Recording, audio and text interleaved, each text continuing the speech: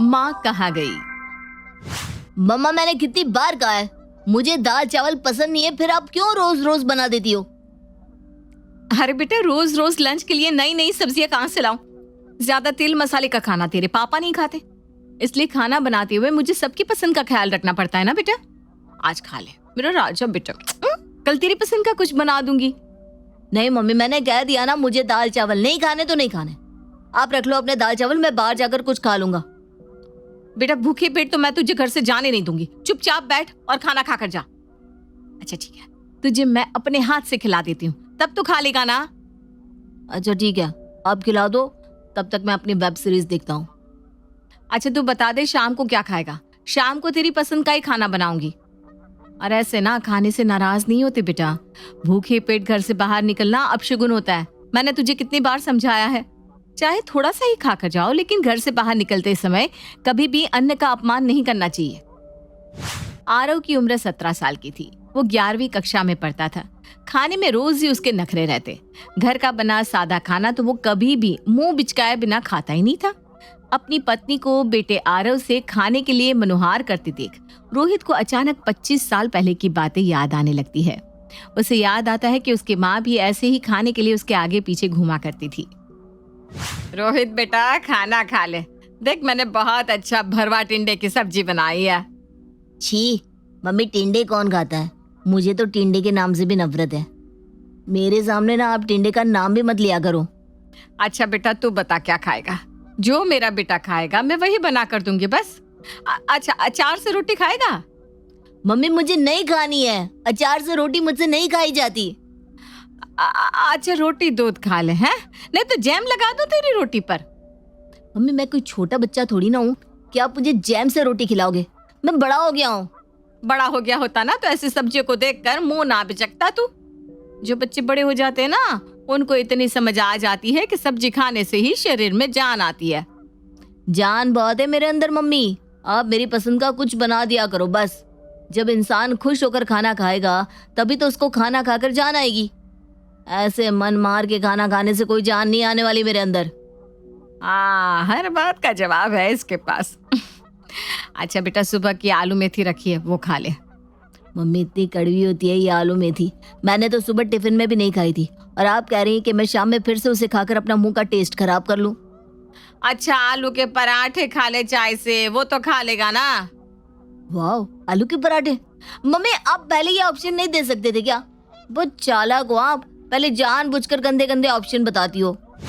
रोहित की माँ रसोई में जाकर जल्दी जल्दी आलू के पराठे बनाने लगती है और कुछ ही देर में पराठे और चाय लेकर बाहर आती है। मम्मी आज ये पराठे का टेस्ट और कलर कुछ अजीब सा नहीं लग रहा? आलू के पराठे कुछ ग्रीन ग्रीन से लग रहे हैं। अरे तू कलर छोड़, ये बता टेस्टी है या नहीं? बहुत टेस्टी है, अब आगे से ना ऐसे ही ग्रीन पराठे बनाया करो। तुझे पता है ये किसके पराठे हैं? किसके? जिस मेथी से तू अभी मुंह बिचका रहा था ना, उसी में से आलू निकाल कर तेरे लिए आलू के पराठे बनाए हैं। ये ले घी रखकर खा, तब स्वाद आएगा। मम्मी मैं क्रिकेट खेलने जा रहा हूँ और आप मुझे घी खिला रही हैं। अरे मम्मी कोच ने कहा है कि फिटनेस के लिए डाइट चार्ट के हिसाब से खाना खाओ। अरे इतनी मेहनत करता है, 2-2 घंटे धूप में दौड़ लगाता है, तू तो 1 चम्मच और घी लगवा इन पराठों पर, तभी तो ताकत आएगी बेटा। और ये घी मैंने घर में बनाया है, ये नुकसान नहीं करता, बहुत फायदा करता है। पापा पापा कहाँ खो गए आप? मैं जा रहा हूँ, बाय। कहाँ जा रहा है बेटा? अरे पापा यार बताया तो था आज रवि का बर्थडे है, तो उसकी बर्थडे पार्टी के लिए सारे दोस्त लॉन्ग ड्राइव के लिए मुरथल जा रहे हैं। मम्मा कहाँ है तुम्हारी? मम्मा को बताया?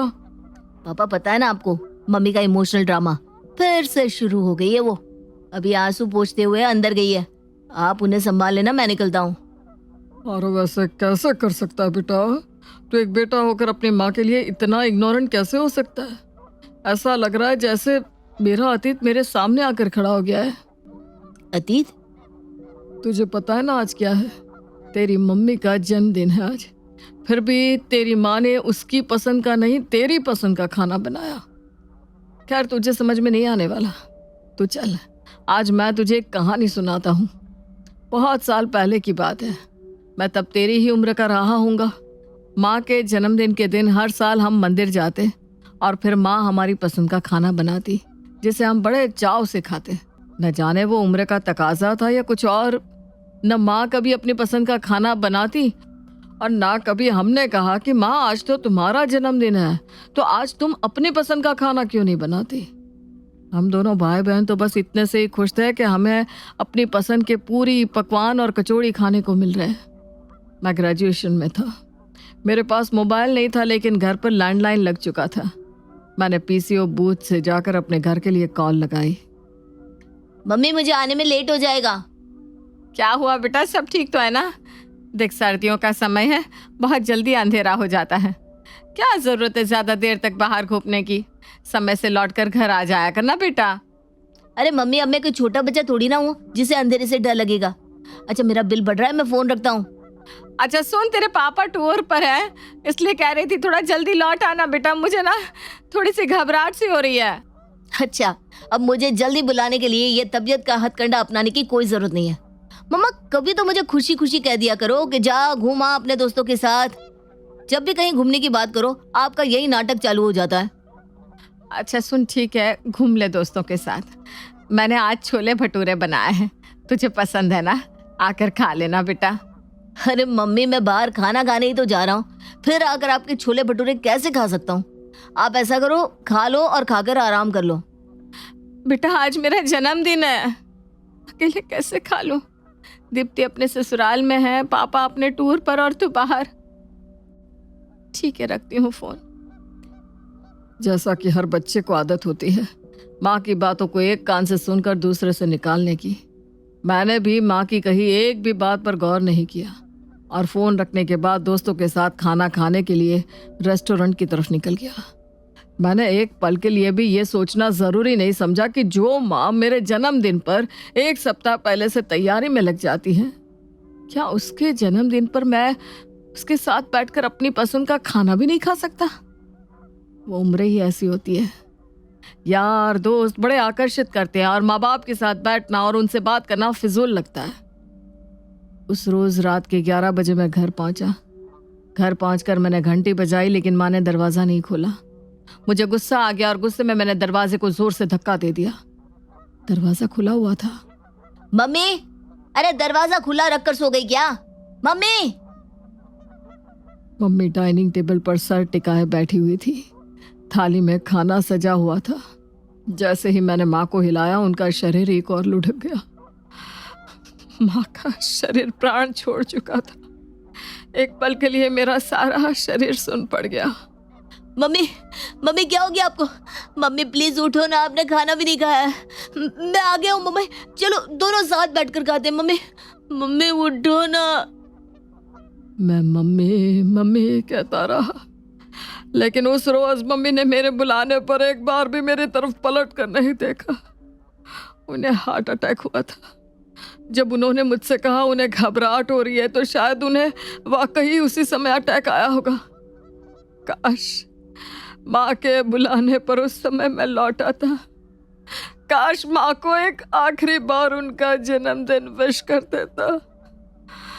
काश उनकी खुशी के लिए मैं आखिरी बार उनके हाथ से छोले भटूरे खा लेता। ये काश जीवन भर मेरे सीने पर बोझ बनकर अटके हुए है। बेटा माँ जब तक सामने होती है ना तब तक हमें उसकी कदर नहीं होती। जिस दिन वो हमसे दूर हो जाती है तब समझ में आता है कि माँ क्या चीज है। आज मम्मा का बर्थडे है तो मैं उनके साथ रुककर उनके दिन को और भी स्पेशल बनाना चाहिए। बेटा माँ के लिए उसके औलाद से ज्यादा प्यारी कोई चीज नहीं होती दुनिया में। तो खुद देख ले, जन्मदिन तेरी माँ का है और खाना आज सब तेरी माँ ने तेरी पसंद का ही बनाया होगा। मुझे माफ कर दो पापा, आप सही कहते हो। मम्मा हर रोज सिर्फ हमारी पसंद पूछती है। हमने तो कभी पूछा ही नहीं मम्मा आपकी पसंद क्या है। आज हम दोनों मिलकर मम्मा को उनके बर्थडे पर सरप्राइज देते हैं।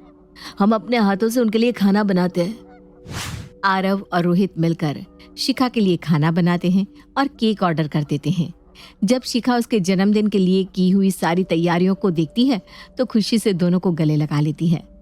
शिखा की आंखों में झलकती खुशी देखकर आज पहली बार रोहित को अपने सीनों पर बरसों से रखा बोझ हल्का महसूस हो रहा था।